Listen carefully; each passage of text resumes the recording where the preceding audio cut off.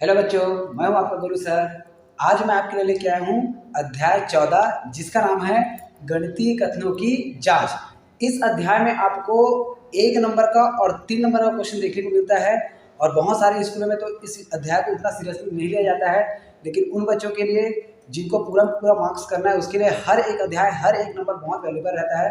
तो इस अध्याय के जो 1-1 नंबर वाला क्वेश्चन है उसको मैं आपको अपने शॉर्ट्स में दे दिया हूँ।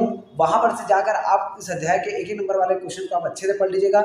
आज की वीडियो में मैं 3 नंबर वाले जितने भी क्वेश्चन आपको इंपॉर्टेंट इस अध्याय से जो आ सकता है उसको मैं बताने वाला हूँ। तो चलिए शुरू करते हैं। हमारा अध्याय का सबसे पहला जो इंपॉर्टेंट क्वेश्चन है, इसमें क्वेश्चन उदाहरण या कथन या प्रश्नावली कहीं का भी क्वेश्चन आ सकता है भाई।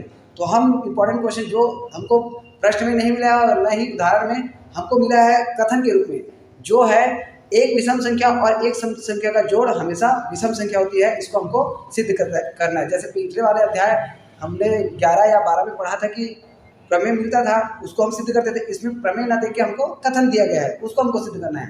तो पहला कथन क्या बोल रहा है, एक विषम और एक सम संख्या का जोड़ हमेशा विषम संख्या होती है। तो चलिए शुरुआत करते हैं अपने प्रश्न का, जिसको हम कहेंगे एक विषम संख्या व सम संख्या का जोड़। सम संख्या का जोड़ विषम संख्या होती है, विषम संख्या होती है, ये हमको सिद्ध करना है। और यही कथन आपको खाली स्थान सत्य असत्य में भी 1 नंबर का दे सकता है। तो आपको ध्यान देना है कि इसको सिद्ध करने वाले में भी देना है, या तो हो सकता है सत्य असत्य 1 नंबर के लिए भी दे सकते हैं। तो चलिए शुरू करते हैं। विषम संख्या और सम संख्या, यदि आपको खाली स्थान में दिया तो आप एक सामान्य संख्या सोच लेना जो विषम हो। जैसे हमने सोच लिया 5, और एक संख्या सोच लेना 4 जो कि क्या सम। अब दोनों को जोड़िए, 5 और 4 मिला के 9, 9 क्या आ रहा है, विषम। मतलब दिया गया कथन क्या होगा, सत्य होगा। ये सत्य असत्य में भी आ सकता है। तो चलिए शुरू करते हैं, इसको हमको सिद्ध करना है। तो विषम संख्या पहले प्राप्त करेंगे। तो माना विषम संख्या, अब एक बात और ध्यान दीजिएगा, जब भी हमको विषम संख्या प्राप्त करना होगा तो पहले हम प्राप्त करेंगे सम संख्या। और सम संख्या प्राप्त करने के लिए कोई भी चर राशि है उसके साथ हम कर देंगे 2 का गुना। अब 2 का गुना करेंगे तो क्या बन जाएगा, सम। और सम में हम जोड़ देंगे 1 तो वो बन जाएगा विषम। मतलब विषम संख्या प्राप्त करने से पहले आपको प्राप्त करना पड़ेगा सम संख्या। तो चलिए विषम संख्या प्राप्त करने के लिए मैं मान लो कहता हूँ विषम संख्या प्राप्त करना है तो 2k, ये मैंने प्राप्त कर लिया सम। k का मान कुछ भी रहे, ये यहाँ से हमको प्राप्त हो जाएगा 2 के साथ गुना करने पर वो सम। और जैसे ही सम संख्या में हम 1 जोड़ेंगे तो वो बन जाएगा हमारा विषम। मतलब ये हमारा विषम संख्या हो गया। अब हमको क्या प्राप्त करना है, सम संख्या। तो चलिए कर देते हैं सम संख्या। तो सम संख्या देखिए मैं क्या बोला था, 2k है ना, तो यही से मान लीजिए आप 2k को सीधा सीधा सम संख्या। ये हो गया हमारा सम संख्या और ये हो गया हमारा विषम संख्या। अब इन दोनों का जोड़ मतलब विषम संख्या प्लस सम संख्या, इन दोनों को जब हम जोड़ेंगे तो संख्या क्या प्राप्त होना चाहिए, विषम। तो उसी को हमको करना है सिद्ध। तो ये हो गया विषम प्लस सम, मतलब 2k धन 1, और यहाँ पर से हमने प्राप्त कर दिया 2k। यहाँ से यहाँ तक हमारा विषम संख्या और यहाँ ई वाला संख्या जो प्राप्त हो वो है सम संख्या। तो इन दोनों को जब हम जोड़ेंगे तो क्या हो जाएगा, 2k और 2k मिला के यहाँ पर से ना 2k और 2k दोनों को मिला के हो जाएगा 4k, और धन में बचा हमारे पास 1। तो इस तरीके से ये संख्या हमको प्राप्त हुआ। तो यहाँ से 2k को हम क्या लिखेंगे, देखिए 2k को हम लिख सकते हैं 2 गुना 2k, 2 गुना 2k मतलब 2, 4 से मैंने 2 को कॉमन निकाल दिया है या बाहर निकाल दिया है, ये कह सकते हैं। तो मुझे 2k मिल गया और धन में बचा है 1। धन में 1 को बचाना ही पड़ेगा क्योंकि सम के साथ हमको 1 जोड़े पर विषम संख्या प्राप्त होता है, मतलब प्लस में 1 बचाना ही पड़ेगा। तो चलिए अब यहाँ पर ध्यान दीजिए कि कोष्टक में जो भी संख्या आया, जो भी संख्या कोष्टक में आएगा आप उसको मान लेंगे, कुछ भी मान लेंगे। तो माना 2k, जो भी कोष्टक में जो बचा रहेगा ना उसको आपको सीधा सीधा मान ही लेना है। माना 2 के बराबर आपने मान लिया m। अब यहाँ पर आप ये लिखेंगे प्रत्येक m, इसको हम प्रत्येक का चिन्ह पढ़ते हैं, प्रत्येक m अवयव है, इसको अवयव है का चिन्ह पढ़ते हैं i मतलब वास्तविक संख्या। यहाँ पर जब m आप मानेंगे तो इस सिंबल को थोड़ा सा याद कर लीजिएगा, प्रत्येक m अवयव है i का। यदि आपको याद भी नहीं आ रहा है तो आप थोड़ा सा इसको देख लीजिएगा, और जहाँ पर आप मानेंगे वहाँ पर इसको लिख दीजिएगा। आपको कहीं पर ये बताने की जरूरत नहीं है कि ये क्या है, आपको सिर्फ थोड़ा सा ध्यान देना है। या तो ज़्यादा क्या होगा, उल्टा a करके याद कर लेना, यदि हम इसको नाम के रूप में याद नहीं कर पा रहे तो। चलिए फिर देखते हैं, कोष्टक में जो संख्या उसको हमने मान लिया, फिर इसके लिए हम क्या करेंगे, 2 और टोटल संख्या के जगह हमने जो माना है m उसको हमने रख दिया और प्लस में m। अब 2m क्या है हमारा सम, और उसमें हमने जोड़ दिया 1, तो क्या बन गया विषम। ये बन गया हमारे पास विषम संख्या। तो हमको क्या समझ में आया कि जब हमने विषम संख्या और सम संख्या दोनों को जोड़ा तो हमको अंतिम में क्या प्राप्त हुआ विषम संख्या। और यही तो हमको सिद्ध करना था ना, क्योंकि विषम और सम संख्या का जोड़ क्या होता है विषम संख्या। इस तरीके से क्वेश्चन आपको 3 नंबर का मिलेगा, तो आप इसको अच्छे से पढ़ लीजिएगा। अब हम आगे बढ़ते हैं। अगला क्वेश्चन जो आपको बहुत ज़्यादा इंपॉर्टेंट है वो है हमारा क्वेश्चन नंबर, प्रश्नावली में आ जाइएगा। हाँ, प्रश्नावली से पहले प्रमेय के रूप में मिला है, जिसको आप कक्षा 9वीं में भी पढ़े हो, जिसको हम कहते हैं किसी त्रिभुज के तीनों कोणों का योग 180 अंश होता है। सबको तो पता है कि त्रिभुज के तीनों कोणों का 180 अंश होता है, लेकिन कैसे 180 अंश होता है इसको हम अभी पढ़ने वाले हैं। तो चलिए शुरू करते हैं, सिद्ध करते हैं फिर उसको भी। ये हमको मिल गया त्रिभुज के तीनों कोणों का योग 180 अंश होता है। कथन हमको या प्रमेय के रूप में हमको जो मिला है, ऐसे ही क्वेश्चन 3 नंबर का आएगा तो उसको आपको ध्यान से पढ़ना है भाई। त्रिभुज के तीनों कोणों का योग, त्रिभुज के तीनों कोणों का योग, तीनों कोणों का योग 180 अंश होता है। ये 180 अंश होता है, ये हमने कर दिया। इसको हमको करना है सिद्ध, तो इसके लिए पहले हम बना देंगे एक त्रिभुज। चलिए ये हमने बना दिया एक त्रिभुज, और त्रिभुज के नामकरण भी कर देते हैं। चलिए ABC, जिसके कोणों को मैंने दर्शा दिया कोण 1, कोण 2 और कोण 3। अब मैं क्या करूंगा, पहले तो बता दूंगा कि क्या दिया है। तो मुझे दिया है त्रिभुज ABC के अंतः कोण कह सकते हैं, जो भी है ना, अंतः कोण, कोण 1, कोण 2 और कोण 3 है। हमने मान लिया है यहाँ पे, सीधा सीधा नामकरण कर दिया 1 2 3 करके। तो कोण 1 2 3 है, और हमको सिद्ध करना है। सिद्धे में हमारा यह है कि ये जो कोणों का योग है, कोण 1 धन कोण 2 धन कोण 3 बराबर में हो जाएगा हमारे पास 180 अंश। तो इस तरीके से हमको सिद्ध करना। अब सिद्ध करने के बाद जो सिद्ध करना है उसके लिए हमको करना पड़ता है रचना, और रचना करना तो हमारे पर डिपेंड करता है। तो हम रचना क्या करेंगे उसको थोड़ा ध्यान दीजिएगा। हम रचना करेंगे, शीर्ष ए से होते हुए एक रेखा खींचेंगे इस तरीके से, जो अब मैं कह सकता हूँ कि इस रेखा को नामकरण कर दिया हम लोगों ने XY, जो BC के रहेगा समांतर। तो शीर्ष ए से XY खींचा जो BC के समांतर है। तो ये कह सकते हैं शीर्ष ए से XY समांतर खींचे BC, ये लीजिए। तो इस तरीके से हमने कर दिया रचना। अब रचना के बाद क्या आता है हमारे पास उत्पत्ति। तो चलिए हम आ जाते हैं उत्पत्ति में, ये लीजिए। तो उत्पत्ति में हमको आप देखिएगा, यहाँ पर ये दोनों रेखाएं कैसा है, समांतर है, और यहाँ पर ये वाला जो कोण बनेगा उसको आप नाम दर्शा दीजिएगा 4, और ये वाला जो कोण बनेगा उसको आप दर्शा दीजिएगा 5। तो हमको क्या समझ में आया, XY और BC क्या है, समांतर है। तो यहाँ पर जो कोण बन रहा है 4 और यहाँ पर जो कोण बन रहा है 2, ये दे रहा है हमको Z आकृति। और Z आकृति का मतलब होता है एकांतर कोण, सबको पता है ना। Z आकृति चाहे उल्टा हो चाहे सीधा हो, उसका मतलब होता है क्या, एकांतर कोण। जब दोनों रेखाएं होता है समांतर, मतलब कोण 4 और कोण 2, ये दोनों कोण कौन सा कोण होगा हमारा, ये कौन सा कोण होगा बताइए। तो ये होगा हमारा एकांतर कोण। तो उत्पत्ति में हमारा आ जाएगा कोण 4 बराबर कोण 2, क्योंकि ये कौन सा कोण है बोले हम, एकांतर कोण है, एकांतर कोण। ये लीजिए। अब वैसे ही कोण 5 और कोण 3, ये दोनों भी कौन सा कोण रहेगा हमारा, एकांतर कोण। तो कोण 5 बराबर कोण 3, ये भी हो गया हमारा एकांतर कोण। चलिए एकांतर कोण हमने रख दिया इसको, एकांतर कोण।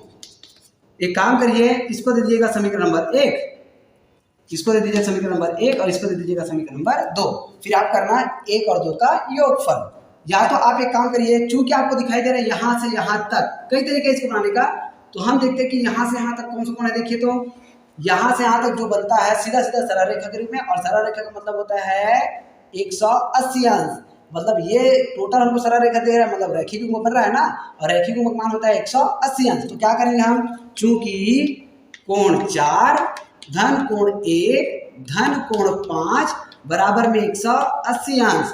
और हम क्या किए, हमने बताया कि ये क्या दे रहा है हमको, रेखीय युग्म दे रहा है, क्योंकि ये सीधा सीधा सरल रेखा बना रहा है ना, और सरल रेखा में रेखीय युग्म मान होता है 180 अंश। तो तीनों कोणों का योग हो गया 180 अंश। अब हमको पता है कि कोण 4 का मान है कोण 2, और कोण 1 तो जो का त्यों रहेगा, और कोण 5 का मान है कोण 3, तो 1 और 2 से हम मान रख देंगे समीकरण नंबर 1 व समीकरण नंबर 2 से मान रखने पर, 2 से मान रखने पर, चलिए तो मान रखिए भाई, मान रखने पर, तो मान रखेंगे तो क्या हो जाएगा, कोण 4 के जगह में हमको मिला है कोण 2, चलिए रख देते हैं मान कोण 2 धन, पहले से कोण दिया है तो कोण 1 का हमने कर दिया कोण 1 धन, कोण 5 की जगह हमको क्या दिया देखिए, तो यहाँ से 3 दिया है तो कोण 3 बराबर में हो जाएगा 180 अंश।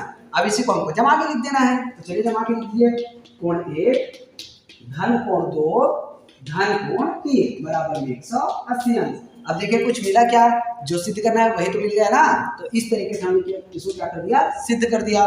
तो ये आपका इंपॉर्टेंट क्वेश्चन नंबर 2 हो गया। अब हम आगे बढ़ते हैं, जिसमें हमको मिला है क्वेश्चन नंबर, प्रश्नावली का कहते हैं, प्रश्नावली में हमको मिला क्वेश्चन नंबर 1 का तीसरा, जिसमें आपको बोला गया है दो सम संख्याओं का जोड़ सदैव सम संख्या होता है। ये आपको सिद्ध करने के रूप में आ सकता है भाई, है ना। तो आप एक ऐसी नॉर्मल संख्या सोच लीजिए, एक हमने सोच लिया 2 और एक संख्या सोच लिया 4, दोनों क्या है सम। अब दोनों को जोड़ दीजिए तो 2 और 4 मिला के क्या होता है 6, मतलब दो सम संख्याओं का जोड़ हमेशा क्या होता है सम संख्या। लेकिन इसको हमको कथन के रूप में बस नहीं कहना है, ये तो हमको खाली स्थान जैसा ही विकल्प देगा तब के लिए हो जाएगा। लेकिन इसको जब सिद्ध करने की बात आएगा तो कैसे करेंगे उसको देखिए। तो चलिए हम आगे बढ़ते हैं। ये जो मैं क्वेश्चन कह रहा हूँ खाली स्थान सही विकल्प या सत्य सत्य में भी दे सकता है, लेकिन आपको इसको अभी करना है सिद्ध। दो सम संख्या का जोड़ हमेशा सम संख्या होता है।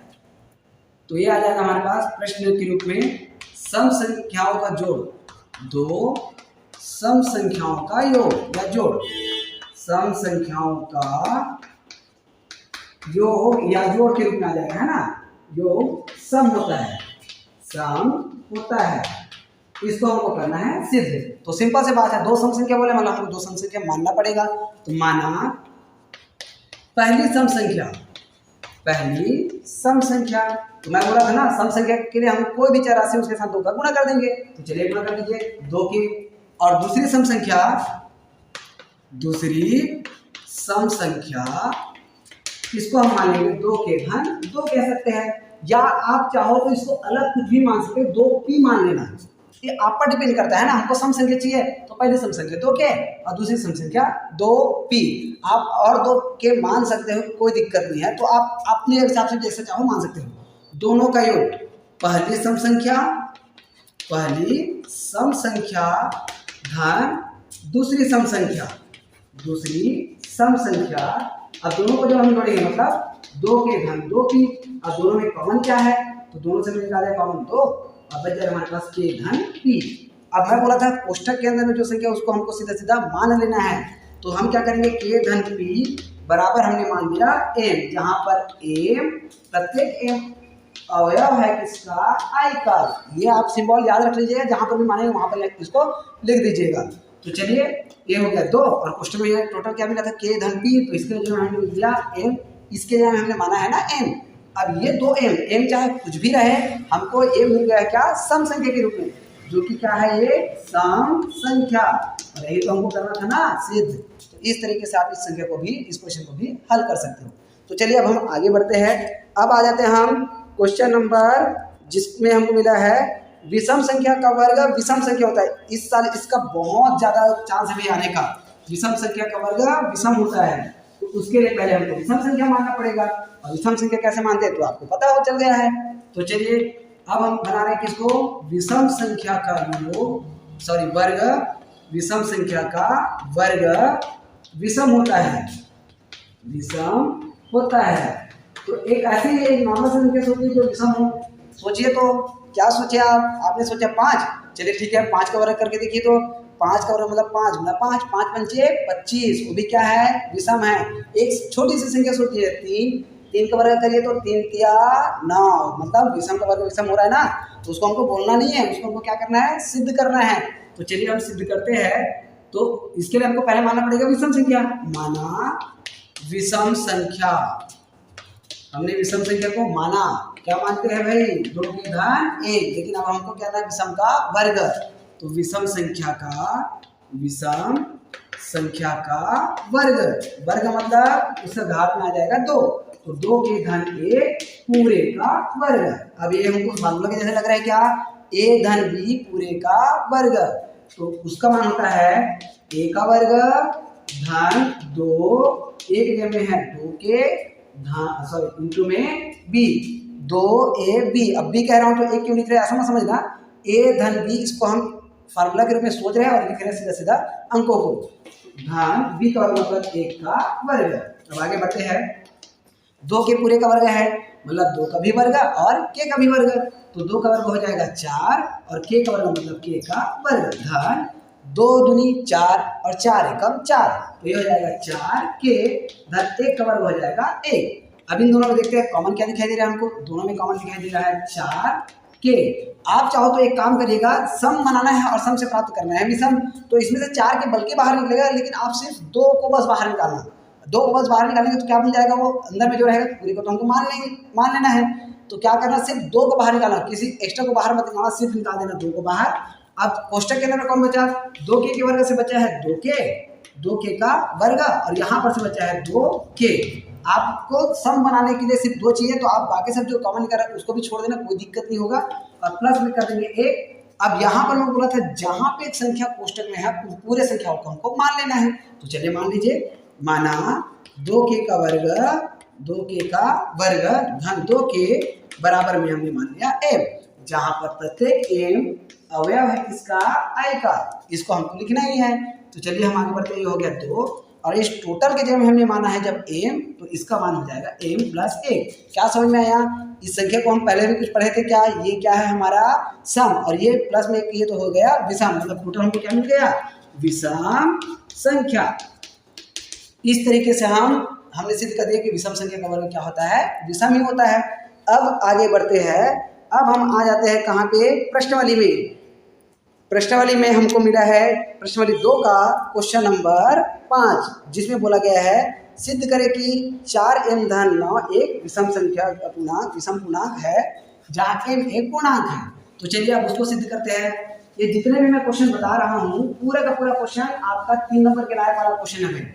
इन सभी क्वेश्चंस को आपको अच्छे से पढ़ना है और 1 नंबर वाला जो क्वेश्चन है इसके कथन को भी दे सकते हैं 1 नंबर करके।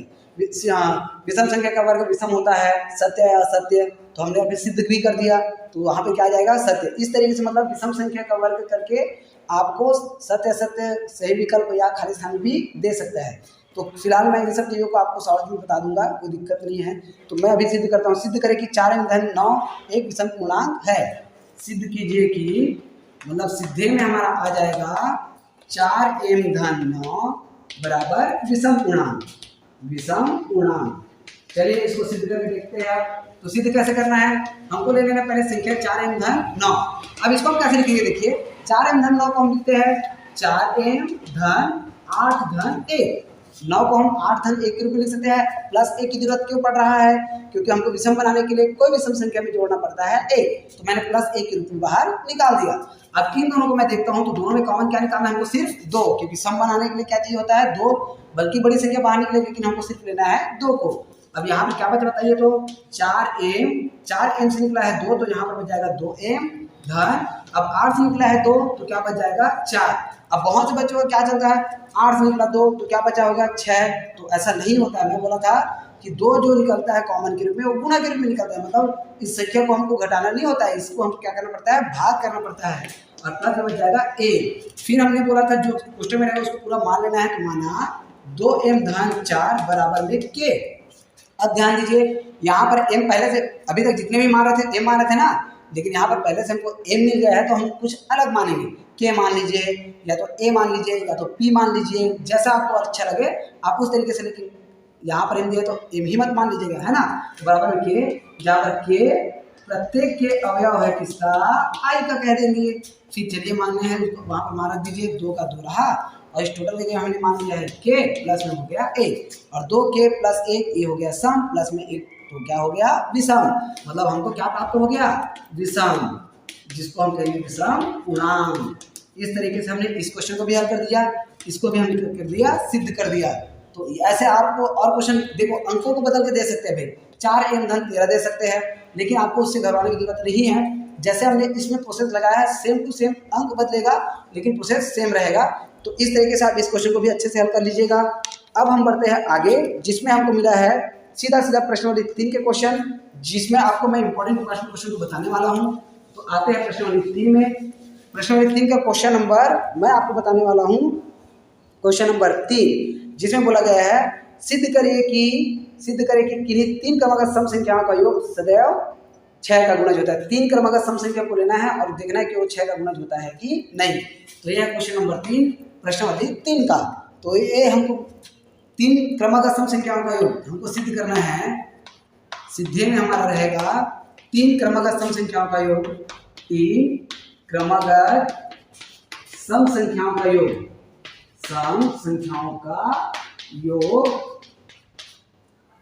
हमेशा 6 का गुणज होता है, 6 का गुणज होता है, गुणज होता है। ये लीजिए, तो हम अब देखते हैं कि इसने 3 सम संख्याओं का योग बोला है ना, तो पहले तो हमको सब 3 सम संख्या मानना पड़ेगा। तो माना 3 सम संख्या, 3 सम संख्याएं, इसको हम मान लेंगे 2 के पहली सम संख्या। अब समझिए, पहली सम संख्या मुझे 4 मिल गया, 4 के बाद मुझे अगला सम संख्या क्या मिलेगा, मुझे मिलेगा 6। क्या किए, 2 जोड़े। उसके बाद और अगला सम संख्या क्या मिलेगा, 8। तो हमने क्या किया, इसमें जोड़ दिया 4। पहले जो हमने माना था उसमें क्या जोड़ दिया, 4। 4 में 2 जोड़े तो 6 और 4 में 4 जोड़े तो 8। 3 क्रमागत हमको सम संख्या मिल गया। इसी प्रकार इसमें हमको पहली सम संख्या 2 की मिला, दूसरी सम संख्या मिलेगा 2 के घन 2 और तीसरी सम संख्या मिलेगा 2 के घन 4। तो हमको 3 क्रमागत सम संख्या मिल गया। अब तीनों का योग कर देते हैं। तीनों का योग हमको क्या मिलेगा, देखिए तो हमको मिलेगा 2 के घन 2 अगली सम संख्या और अगला वाला मिलेगा 2 के घन 4। इस तरीके से तीनों सम संख्याओं का जोड़ हमने प्राप्त कर लिया। अब देखिए तो कौन कौन जुड़ रहा है, के वाले पद को जोड़ देते हैं। तो 2 के घन 2 के मिला के 6 के हो गया, घन यहाँ पर का 2 और यहाँ पर का 4, ये वाला 2 और ये वाला 4 मिला के क्या हो जाएगा, 6 हो जाएगा। अब देखिए तो दोनों में कॉमन को दिखाई दे रहा है, क्या दोनों में कॉमन हमको क्या दिखाई दे रहा है, 6। तो हमको क्वेश्चन में क्या प्राप्त हो जाएगा, 2 के घन 1। यहाँ से जब 6 बाहर निकलेगा तो कुछ नहीं बचा, मतलब 1 बचा। अब मैं बोला था कोष्ठक के अंदर में जो है उसको मान लेना है। तो चलिए, माना के घन 1 बराबर m, जहाँ पर प्रत्येक m अवयव है किसका, i का। इस तरीके से हमको लिख देना है। तो हमको क्या समझ में आया, 6m। तो यहाँ पर हमको समझ में आया कि इसके जगह हमने मान रखा है m का। अब m कुछ भी रहे, इसमें हमको क्या मिला, जो भी संख्या हमने जोड़ा है सम संख्या, उसमें m के साथ 6 आ रहा है। तो अतः करके इस प्रश्न को उतार दीजिएगा और लिख दीजिएगा यह 6 का गुणज है। और यही हमको लिखना है, यही हमको करना था सिद्ध। तो यदि हमने कोई भी संख्या के साथ 6 प्राप्त कर लिया, मान लो 8 का गुणज है करके बोलते ना, तो हमको यहाँ पर 8 प्राप्त करना होता।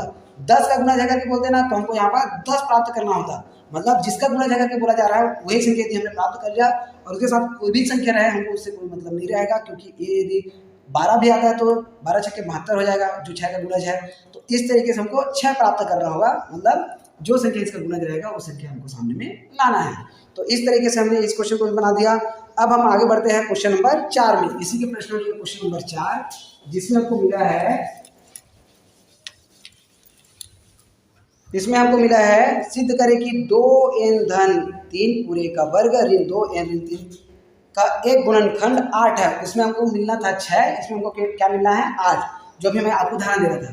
क्वेश्चन नंबर 4, इसमें हमको सिद्ध करना है। सिद्धे में हमको मिला है 2n धन 3 पूरे का वर्ग ऋण 2n ऋण 3 पूरे का वर्ग का एक गुणनखंड 8 है, का एक गुणनखंड क्या होगा भाई, 8 है। तो हमको इसको हल करके गुणनखंड क्या प्राप्त करना है, 8। तो चलिए शुरुआत करते हैं इसी से। 2n धन 3 पूरे का वर्ग ऋण 2n ऋण 3 पूरे का वर्ग। अब यहाँ पर ध्यान दीजिएगा, यहाँ पर हमको संख्या को क्या करना है, यहाँ पर कई तरीके से बना सकते हो। या तो a धन b पूरे का वर्ग, a ऋण b पूरे का वर्ग फार्मूला लगा सकते हो, या तो सीधा सीधा इसको मान लेना a का वर्ग ऋण इसको टोटल मान लेना b का वर्ग, मतलब a का वर्ग ऋण b का वर्ग। तो a का वर्ग ऋण b का वर्ग वाला जो फार्मूला है वो सबसे सरल रहेगा, तो आप वही वाला फार्मूला लगाएंगे। लेकिन इस टोटल को हमको क्या मानना है, ए। तो ए का वर्ग ऋण बी का वर्ग, मतलब ए धन बी, ए ऋण बी। तो ए के टोटल है ना, तो मैं आपको समझा रहा हूँ क्या, ए धन बी और ए ऋण बी वाला फार्मूला लगाना है, क्योंकि इसका मान ए का वर्ग बी का वर्ग वाला होता है ना। तो जहां पर ए धन बी करेंगे तो क्या हो जाएगा बताइए, तो ए के जगह में है 2n धन 3, धन बी के जगह में है टोटल 2n ऋण 3, तो ये हो जाएगा धन 2n ऋण 3। हमने लगा दिया ए धन बी, अब हमको लगाना है ए ऋण बी। तो ए ऋण बी के लिए आप बड़ा क्वेश्चन लगा दीजिए, क्योंकि ऋण चिन्ह के कारण अगले पद का चिन्ह बदलने वाला है। तो ये हो जाएगा ए के जगह में 2n धन 3, ऋण करेंगे तो क्वेश्चन में अगले क्यों लिख देंगे, इसको क्या हो जाएगा 2n ऋण 3। इसीलिए मैं बोला था कि इसको हमको बड़े क्वेश्चन में लिखना है। यहाँ पर ये आया कहाँ से है, यहाँ से आया, इस फार्मूला से आया है ना। तो चलिए अब आगे बढ़ते हैं। यहाँ पर 3 प्लस माइनस होने के कारण कट गया, 2n और 2n मिला के 4n, और क्वेश्चन में हमारे पास बचेगा देखिए 2n धन 3। अब जब माइनस चिन्ह अंदर गुणा होता है तो दोनों का चिन्ह बदल देता है ना, तो ये हो जाएगा माइनस 2n धन 3। अब इस तरीके से हम देखते हैं, यहाँ पर 2n प्लस माइनस होने के कारण कट गया। अब 3 और 3 मिला के 6 हो जाएगा, तो 4n गुणा 6। चलिए तो इसको गुणा कर दीजिए, 4 छक्के 24n। लेकिन हमको गुणा क्या प्राप्त करना है, गुणनखंड क्या प्राप्त करना है, 8। तो 24 से 8 बाहर निकाल सकते हैं क्या, निकाल सकते हैं। कैसे, 8 तिया 24, तो मैंने 24 को इस में लिख दिया, और इंटू में क्या हमारे पास n। तो इसको मैं मान लूंगा, फिर टोटल 3n है उसको क्या करूंगा, मान लूंगा। माना 3n बराबर मान लिया हम लोगों ने p। तो जब 3n बराबर p मानेंगे तो क्या मुझे मिलेगा, 8 गुणा में क्या मिलेगा p। तो इस तरीके से क्या समझ में आया, इसको जब हम हल किए तो इसका एक गुणनखंड क्या दिख रहा है हमको, 8। और यही हमको करना था, सिद्ध करना था भाई, हमने सिद्ध कर दिया ना। तो इस तरीके से बनेगा ये वाला क्वेश्चन, तो इसको अच्छे से पढ़ लीजिएगा। इस तरीके से आपको मैं इस अध्याय का जितना भी क्वेश्चन इंपॉर्टेंट है उसको एक ही वीडियो में बता दिया हूँ। इसमें का जितना भी क्वेश्चन आया है, इससे बाहर का क्वेश्चन आपको देखने को नहीं मिलेगा, क्योंकि ये जो क्वेश्चन मैं जितना भी सॉल्व किया हूँ सिर्फ 3 नंबर वाला क्वेश्चन है, और 1 नंबर वाला क्वेश्चन जो भी रहेगा उसको मैं शॉर्ट्स में डाल दूंगा। तो आप वहाँ पर से जाके इसको भी देख लीजिएगा, शॉर्ट्स को भी देख लीजिएगा। यहाँ पर से आपको 4 अंक कहीं नहीं जाने वाला है। अधिकतर विद्यालय में इसको छोड़ दिया जाता है, लेकिन हमको छोड़ना नहीं है, हमको एक एक अंक हमको अर्जित करना है, एक एक अंक प्राप्त करना है। तो इस वीडियो को ज़्यादा से ज़्यादा बच्चों तक शेयर करिए, क्योंकि ये वाला चैप्टर अधिकतर विद्यालय में छोड़ दिया गया है। तो इसको भेज कर आप मेरा और साथ में सही बच्चों का हेल्प करें। Thank you.